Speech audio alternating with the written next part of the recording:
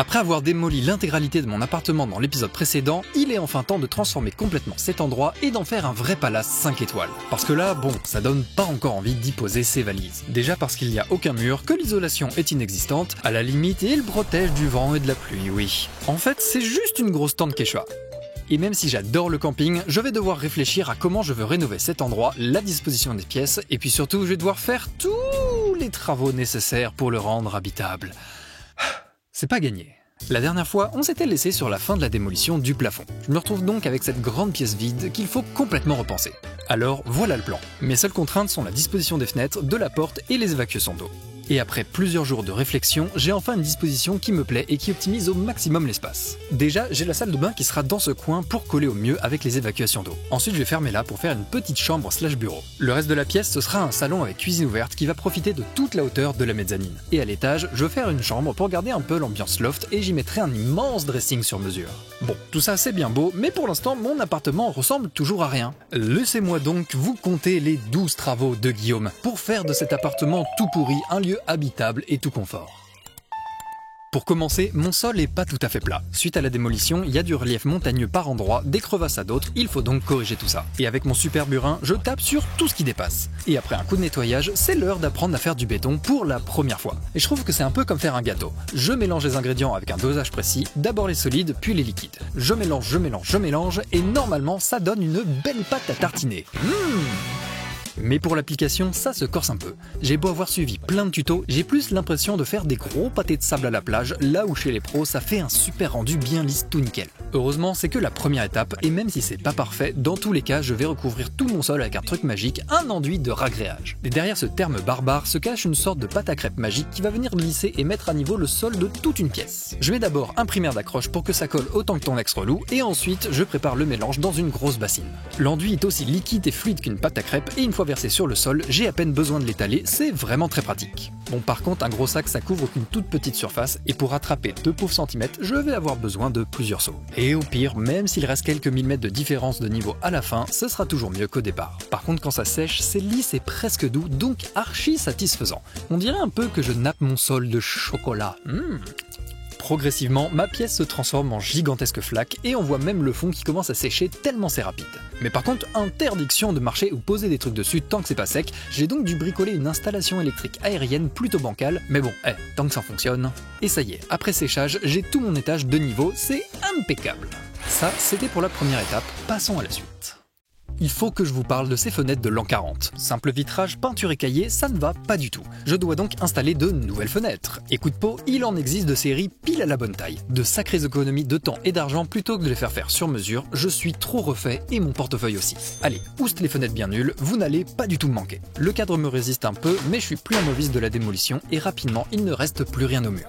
J'ai plus qu'à préparer le support et je peux installer mon nouveau cadre de fenêtre. C'est clairement l'étape de la galère quand on est tout seul, mais avec l'aide de quelques serre-joints, j'arrive quand même à m'en sortir. Je fixe ma fenêtre avec des petites patounes tout autour et normalement avec ça, ça devrait plus bouger, en tout cas je l'espère. Après, il n'y a plus qu'à tout remonter et le résultat est 1000 fois mieux que les anciennes fenêtres. J'ai plus qu'à tout faire pareil pour les 3 autres fenêtres et c'est bon, une autre étape de terminer. Pour la prochaine étape, j'ai demandé de l'aide à mon père pour la livraison car il s'agit de madriers, des morceaux de bois bien balèzes qui vont me servir à renforcer la structure du plancher à l'étage. Et à 70 kg pièce pour 5 mètres de long, je sens qu'on va bien rigoler. Et j'ai aussi fait livrer des plaques d'OSB pour créer un plancher, donc quitte à être deux, on passe tout ça par la fenêtre, c'est quand même bien plus pratique. En fait, le problème de la structure existante, c'est qu'elle est trop limite pour supporter le poids d'un plancher aménagé classique. Je vais donc devoir renforcer tout ça. Je finis de retirer les quelques éléments de maçonnerie qui restaient ici et là, et je monte quelques plaques histoire de pouvoir tenir debout sans avoir à jouer les funambules. L'idée pour renforcer le plancher est simple. Je vais remplacer une partie des solives par mes gros madriers, et particulièrement celles qui sont trop fines et fragiles. Je coupe donc mes morceaux aux bonnes dimensions et avec des encoches pour pouvoir reposer sur les supports existants proprement. Maintenant la vraie question, c'est comment j'arrive à monter chaque morceau tout seul. Car même recoupé, on reste sur du bon 60 kg pièce fastoche. Alors oui c'est vrai, j'aurais pu demander de l'aide, mais je veux quand même tenter le coup tout seul d'abord. Ma première technique qui consiste à monter un côté puis l'autre marche pas trop mal en vrai. Franchement merci aux 6 mois de crossfit dans ma vie qui me servent vraiment à ce moment-là. Faut aussi que j'installe des morceaux de bois entre les poutres pour solidariser le tout et éviter que ça bouge dans le temps. On appelle ça des entretoises et je les fabrique à partir de chutes des anciennes solives. Le plus dur après ça, ça reste de clouer tout en place avec de bons gros coups bien énervés. Ensuite, pour le madrier suivant, je teste une deuxième technique pour le monter et cette fois en passant par-dessus. Et si au début ça semblait être une bonne idée, disons qu'à la mise en œuvre, c'est un peu bancal. Ah, c'est tombé. Heureusement, rien de cassé et le sol va bien, mais je vais clairement rester sur la première technique qui a le mérite de moins mettre ma vie en danger, un point que j'apprécie tout particulièrement. Alors un étage c'est bien, mais il faut bien que l'escalier passe quelque part. Pour ça, il faut que je crée un gros trou dans la structure qui s'appelle une trémie. Et pour éviter que tout s'effondre quand je vais scier les poutres, je fabrique un support avec une vieille solive et 2 étais pour reprendre la charge. C'est la première fois que je fais un montage comme ça, et même si dans la théorie je suis large niveau poids, je vous cache pas que j'avais quand même une petite appréhension. Pour refermer ma trémie et pas avoir des poutres flottantes le long d'escalier, il me faut un morceau de madrier pour fermer le cadre. Facile à dire, mais c'est encore un gros bout de bois de 25 kg à monter avec mes petits bras. Avec 2 serre-joints et un peu de réflexion, j'arrive à m'en sortir sans trop galérer. Ensuite, j'utilise des gros sabots en acier pour solidariser le tout. Et moi qui avais jamais trop clouté de trucs dans ma vie auparavant, avec plus d'une vingtaine de clous par sabot, autant dire que mon poignet commence sérieusement à tirer. Et aux quelques endroits où j'avais pas de sabot à la bonne taille, j'ai bricolé un support similaire à là où reposent les madriers le long du mur. Avec des bonnes grosses vis en plus de l'autre côté, là je pense que normalement ça devrait le faire. C'est l'heure du verdict et... c'est bon, ça a l'air de tenir. J'avoue que je suis pas 100% serein au moment de retirer les étais, malgré que tous les calculs me disent que c'est large. Je pense qu'on peut dire mission réussie. Ah là je suis fier. Je peux donc installer le madrier manquant sur la trémie et c'est bon, j'ai enfin une belle structure bien solide à l'étage. Après, pour pas risquer de traverser l'étage sans le vouloir, j'installe les dalles de plancher que je cloute temporairement, histoire que ça bouge pas. Un accident est vite arrivé, donc je ne prends aucun risque. Et ce qui serait encore plus pratique pour monter, ce serait d'avoir un escalier. En attendant d'en poser un définitif bien plus tard, je vais en fabriquer un avec les moyens du bord.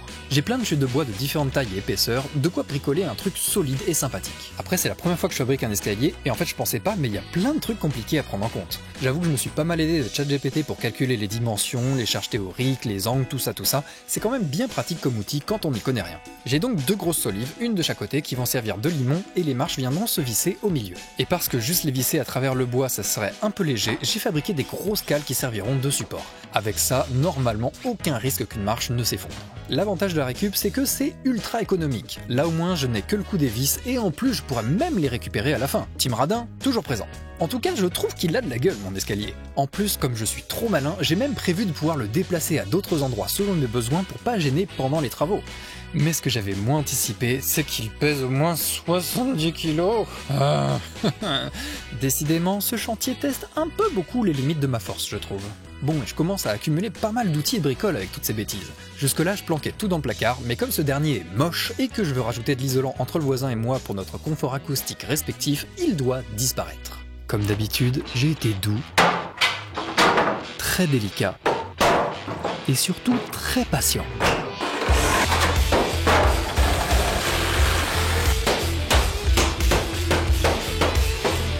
Alors est-ce que c'était nécessaire?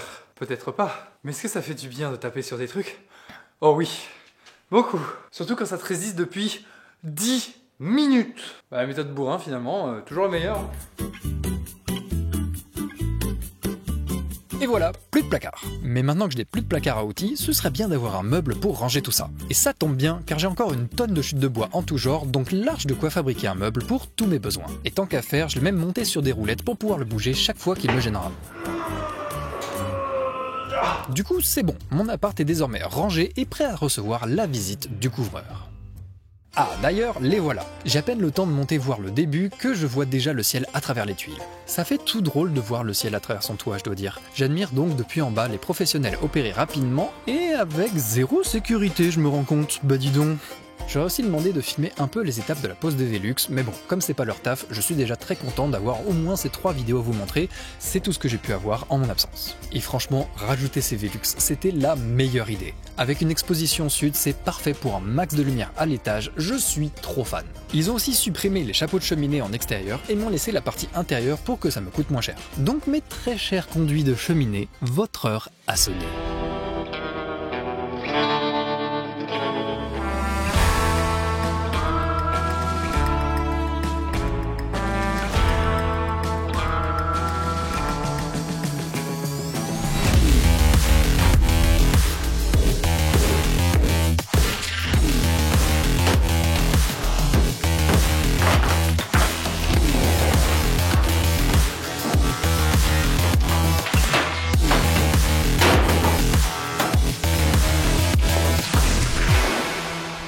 Honnêtement, je pensais pas que ça allait être aussi résistant ce truc. Mais c'est plutôt bon signe pour le dernier conduit que je peux pas retirer si on se souvient bien. Et pour les socles qui sont pris sur les poutres en bois, c'est étonnamment bien accroché. Au point où j'ai besoin de l'énorme masse de destruction pour arriver à faire bouger quoi que ce soit. Encore un très bon défouloir. Par contre, le couvreur avait oublié un tasseau en endroit et il y avait un gros trou dans les tuiles à cause de ça. Mais ça va, rien de trop compliqué à réparer moi-même. En tout cas, d'avoir à faire ce genre de bricole, ça me permet de comprendre vraiment comment fonctionne une toiture en détail. J'adore apprendre ce genre de truc, c'est toujours super intéressant. Et avec un bel étage lumineux et qui respire enfin, je peux attaquer l'étape suivante. Et il s'agit ni plus ni moins du plancher. Je commence déjà par retirer les planches temporaires que j'avais installées juste avant. Sans les cheminer, je peux enfin remplacer la dernière solive qui était trop fine et fragile. À ce stade, je maîtrise bien la technique de montage en solo et il me faut à peine quelques minutes pour installer le tout dernier madrier. Les nouvelles poutres sont toutes bien de niveau, mais c'est loin d'être le cas de toutes les anciennes solives qui sont un peu affaissées avec le temps. Du coup, j'installe des cales en bois pour compenser le niveau. Sauf que, petit problème, je suis très vite à court de cales. Donc, direction l'atelier du papa qui va m'aider à en fabriquer tout plein grâce à cette grande scie aussi effrayante qu'efficace. On utilise des chutes de panneaux de différentes épaisseurs pour couper des bandes qu'on recoupe ensuite dans l'autre sens. Et hop, voilà tout plein de cales en bois, trop pratique et surtout économique. De retour sur mon chantier, je m'applique donc pour mettre mes cales bien de niveau au millimètre près. J'ai pas envie de refaire un plancher qui soit pas parfaitement droit, ça serait bête après tous ces efforts. Et en un rien de temps, mon étage est entièrement de niveau et prêt à accueillir le beau plancher. Je découpe au besoin chaque planche à la bonne dimension et je les fixe à l'aide de vis dans les poutres. Ah ah! Et d'une! Le tout c'est de prendre bien son temps, de bien s'appliquer et pour le coup ça se fait très bien tout seul comme étape. Ouh! Bah dis donc, vivement que ce soit isolé, hein, parce que là... c'est compliqué. Heureusement que je suis pas frileux, car même si ça reste un peu physique comme travail, je suis très pressé d'attaquer l'isolation. J'ai bien essayé de brancher un petit chauffage électrique pour voir si ça avait la moindre utilité, mais sans surprise, après 2 heures de chauffe à pleine balle, ça n'a absolument rien changé. En attendant, je termine mon plancher et ça change pas mal d'avoir un vrai étage de créer. Maintenant que le plancher c'est terminé, je vais pouvoir passer à la suite. Et pour ça, j'ai tout un tas de choses à me faire livrer. Les livreurs me déposent tout gentiment devant l'appart et j'ai plus qu'à stocker dans la cave qui une fois de plus est un atout formidable pour ne pas tout avoir à l'étage en même temps. J'essaye de ranger ça du mieux que je peux et c'est pas encore fini parce que j'ai encore tout l'isolant qui est arrivé quelques heures plus tard et il y en avait quasiment jusqu'au plafond.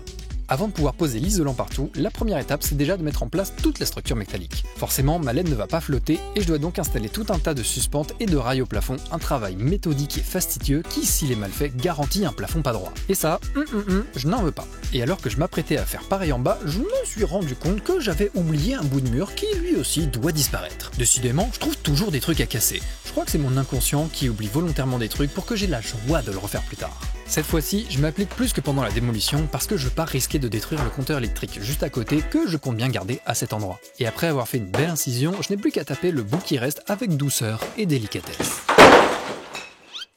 Allez, c'est pas grave, rien de cassé à part ce que je voulais et je peux reprendre la pose de la structure. Je pose toutes mes suspentes pour le faux plafond avec toujours la plus grande précision. Et comme j'attends de pouvoir repasser une prochaine fois avec un camion pour emmener les gravats à la déchetterie et que la cave est déjà pleine, je dois tout déplacer en permanence dans la pièce, ce qui est bien relou. Pour les murs, c'est un peu différent et aussi un peu plus complexe à mettre en place. Il faut installer des rails au sol et au plafond, mais aussi le long des murs et tout autour des cadres de fenêtres. C'est la première fois que j'utilise ce type de système pour isoler par l'intérieur, donc je préfère m'appliquer et regarder environ 12 fois le tuto chaque jour pour être sûr de ne pas faire de bêtises. L'idée, c'est de faire une structure en métal bien rigide qui va servir de sorte de cage à isolant. Et maintenant que c'est fait, je vais enfin pouvoir passer à la pose de ce dernier. J'ai choisi d'isoler avec de la laine de verre parce que c'est la solution la plus adaptée à mon budget. Mais l'inconvénient, c'est que ça gratte comme pas possible, donc j'ai acheté une super combinaison intégrale pour me protéger. Mais disons que le résultat est pas terrible. J'ai l'air de quoi, moi?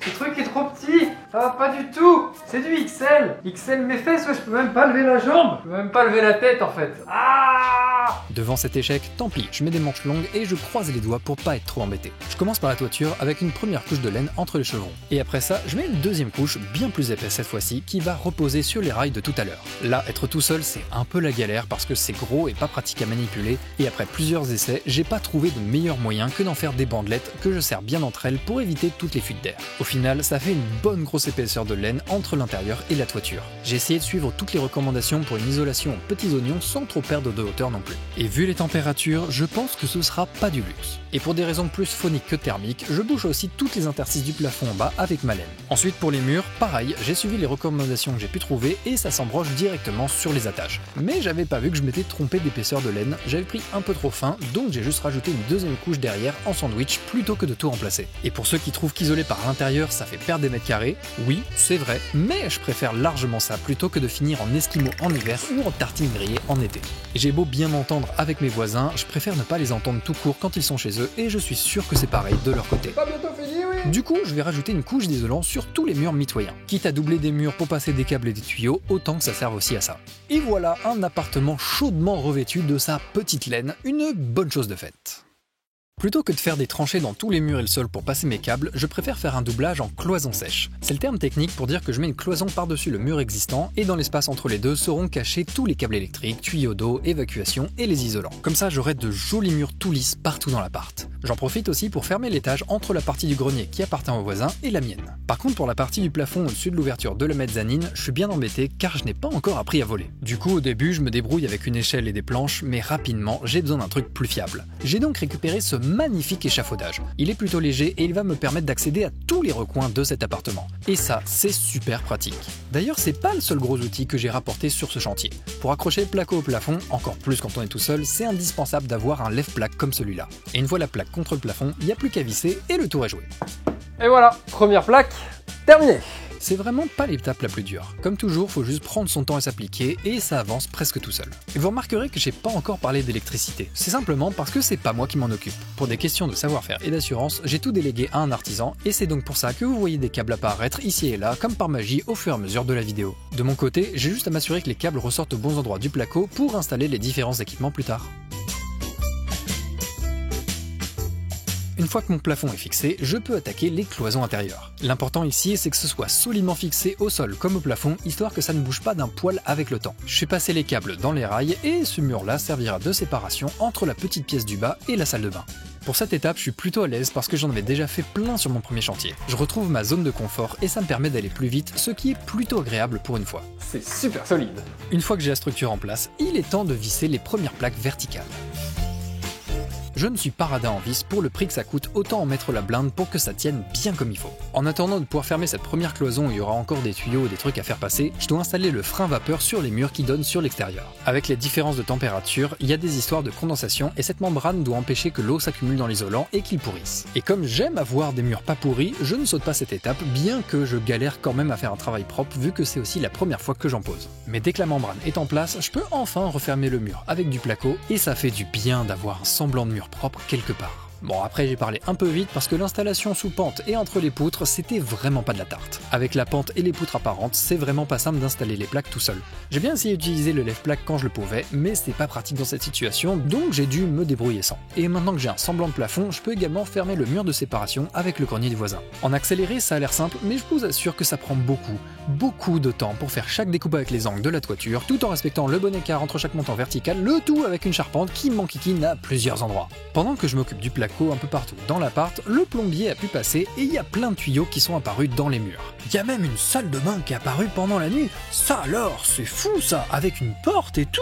Non, c'est juste que je garde une vidéo dédiée entièrement à cette pièce, donc on va faire comme si on n'avait rien vu. Au début de ce chantier, je pensais déléguer toute la partie placo parce que ça prend un temps monstrueux quand on est tout seul et qu'on n'a pas la technique d'un artisan qui lui en ferait tous les jours. Mais suite à la découverte des combles et le changement de plan pour aménager la mezzanine, j'ai dû répartir le budget autrement. Le placo, j'avoue que j'aime bien quand il faut en faire 2-3 cloisons assez simples, mais pour un appartement entier avec des plafonds, des sous-pentes et tout le tralala, c'est une autre paire de manches. Jour après jour, j'ai vraiment l'impression de pas en voir le bout. Heureusement que je filme et que je prends des photos pour avoir un élément de référence et me rendre compte qu'en fait ça transforme de fou l'intérieur en très peu de temps. Parce que je vous jure que quand on est la tête dans le guidon, c'est interminable. Je passe beaucoup de temps sur les petits éléments comme par exemple les cadres de fenêtres. J'essaye de m'appliquer au mieux parce que ce sont souvent sur ces détails comme ça que ça va faire toute la différence entre un travail décent et un travail de cochon.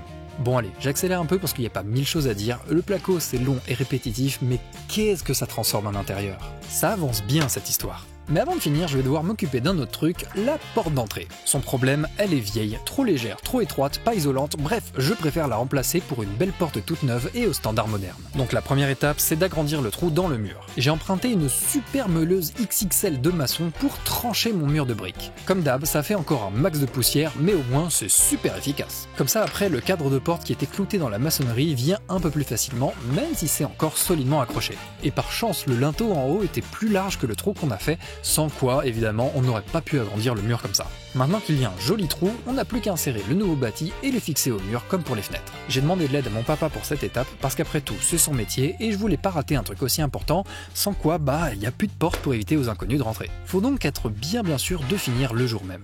On peut maintenant installer la porte qui pèse aussi un poids pas possible, mais comme c'est quand même une porte d'entrée blindée et isolante, c'est plutôt rassurant. Manque plus qu'une petite poignée bien quali et ça y est, la porte est posée.